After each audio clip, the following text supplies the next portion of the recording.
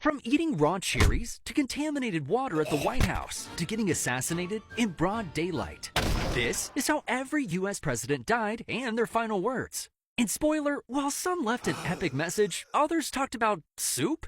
But first, let's start at the beginning with George Washington, our first president, who got a serious throat infection after riding his horse in cold, snowy weather. He likely had epiglottitis, which is when the little flappy thing at the base of your tongue becomes inflamed. Today, that's an easy fix with antibiotics. But back then, doctors tried bloodletting, which is when they cut your arm and drain blood from your body.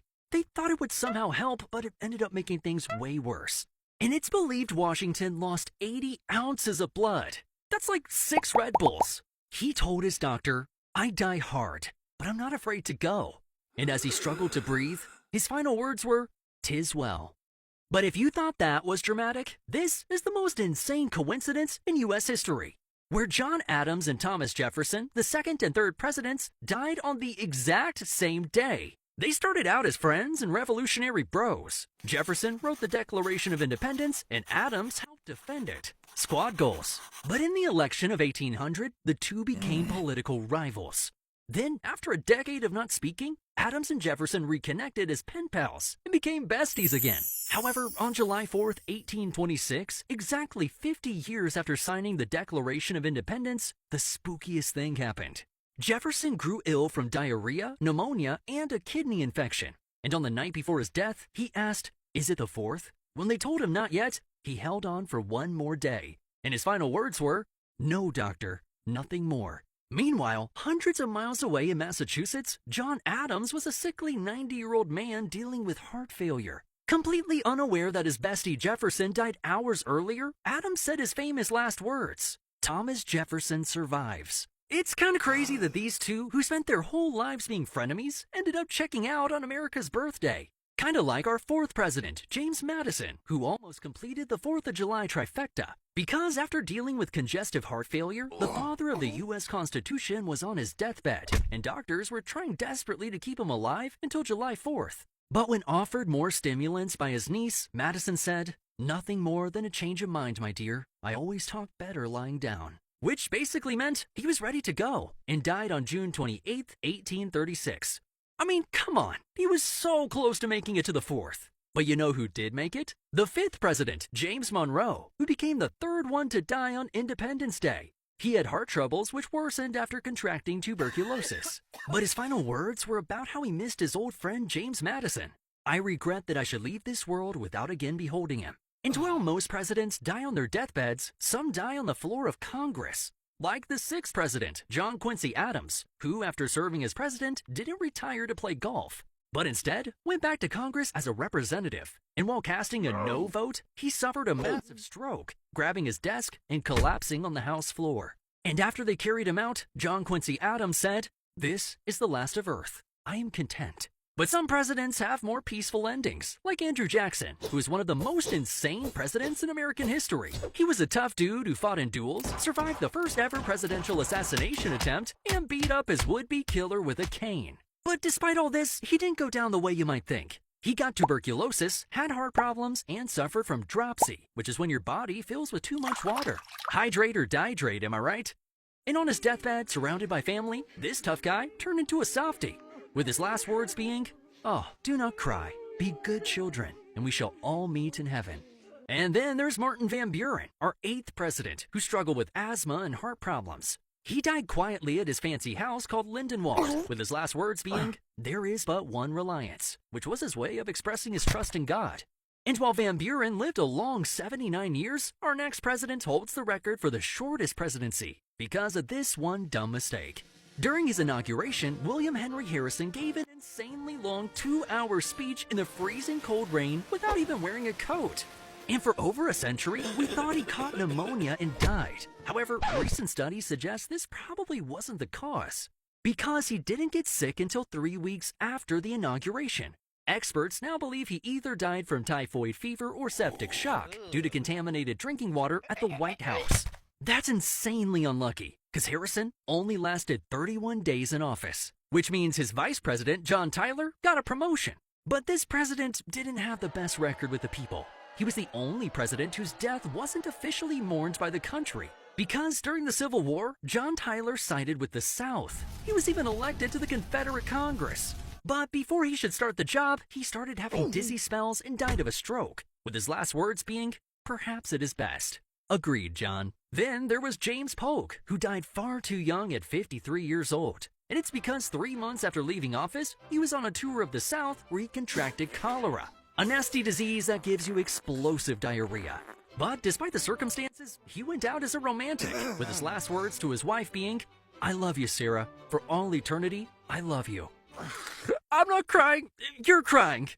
But for this next president, you might be laughing, because Zachary Taylor died from eating too many cherries and drinking too much milk. Or did he? During a 4th of July celebration in the sweltering heat of DC, Zachary Taylor desperately needed to cool off.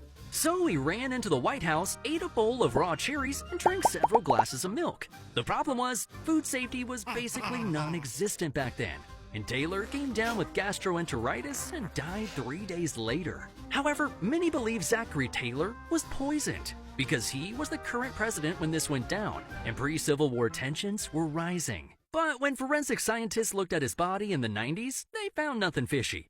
So it really was just some bad cherries. And before he died, Taylor said, "I'm about to die. I expect the summons soon. I've tried to discharge my duties faithfully. I regret nothing."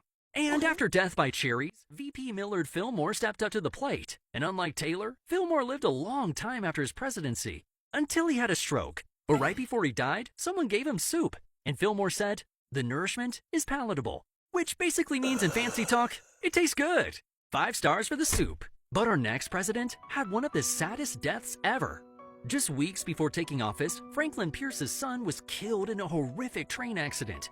And this sent Pierce on a downward spiral of depression. He started drinking too much, became an alcoholic, and destroyed his liver with a disease called cirrhosis. He died after losing re-election, and nobody wrote down his last words because he was all alone.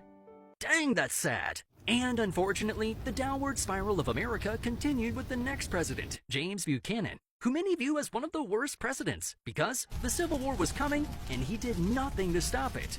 Buchanan died of a bad respiratory infection, although some believe he fell victim to the mysterious National Hotel Disease outbreak. But that's just rumors.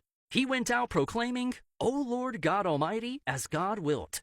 But you know what they say, weak men create hard times, and hard times create strong men. Which leads us to this tall drink of water with a top hat, Abraham Lincoln, one of the greatest presidents in American history. Although the Confederate South might disagree, because while watching a play at Ford's Theater, Abraham Lincoln was shot in the head by John Wilkes Booth. And unfortunately, couldn't leave us with any words of wisdom. Instead, his final words were a casual reassurance to his wife in the theater box. She won't think anything about it. He was referring to what her friends might think of them holding hands at the theater. Scandalous. But after Lincoln's crazy assassination, VP Andrew Johnson took over, and he wasn't exactly popular. Congress tried to kick him out of the office with impeachment. And years later, Andrew Johnson died from 2 strokes he suffered while visiting his family in Tennessee. The second stroke left him paralyzed on one side, with his final words being, "My right side is paralyzed. I need no doctor. I can overcome my own troubles." And while some presidents were hated, others were celebrated as war heroes, like President Ulysses S. Grant, who led the Union forces to victory in the Civil War. But after his presidency, things took a turn for the worst, where Grant lost his life savings in a bad investment scam. Turns out some dude was running a Ponzi scheme. And to make matters worse, Grant was diagnosed with throat cancer, probably from all the cigars he loved smoking, sometimes 20 a day. Get this guy a nicotine patch! But before he died, Grant wanted to write his memoirs so his family wouldn't be broke after he passed. So he sat there every day writing as cancer ate away at his throat. And his last word was water. A simple request for a glass of water because his throat was so dang dry. Pretty crazy way to go out. But our 19th president, Rutherford B. Hayes, died like most of the others, at old age from heart failure. His emotional last words were, "I know that I'm going where Lucy is," referring to his wife who passed away 4 years earlier. But things got even crazier with our 20th president, James Garfield, who after being in office for 100 days was walking through a train station when a mentally unstable man stepped behind him and fired 2 shots. The first bullet grazed his arm. The second bullet was lodged in his back. But Garfield didn't die because the bullet never hit any organs. All right. However, it all went downhill when doctors stepped in. They probed around with unsterilized instruments, and one even punctured his liver. So although Garfield initially survived, he suffered from massive infections over the next 80 days until he slowly died, with his last words being, "Swaim, can't you stop the pain?" Poor guy was basically the victim of medical malpractice. Man, I hate Mondays. Garfield was succeeded by Chester A. Arthur, who eventually suffered from Bright's disease, which is kidney failure, and died from a stroke at 57. No definitive last words were recorded, but some say he whispered, "Life is not worth living." That's a bummer. Because our next president was a dude living life to the fullest, Grover Cleveland, who was our 22nd and 24th president. You go, Grover! He died from heart failure at 71, with his last words being, "I've tried so hard to do right." And the president caught between Cleveland's two terms was Benjamin Harrison, who came down with a bad case of the flu, which progressed to pneumonia. And despite good medical care, his lungs failed. And his last words being, "Are there any doctors here? Doctor, my lungs." Poor guy couldn't breathe, but at least he wasn't one of the 4 U.S. presidents assassinated, like William McKinley, who was attending a meet and greet in Buffalo when one of the people waiting in line was Leon Czolgosz, a Polish-American anarchist. He concealed a .32 caliber revolver under a handkerchief wrapped around his right hand. When it was his turn to meet the president, Leon fired 2 bullets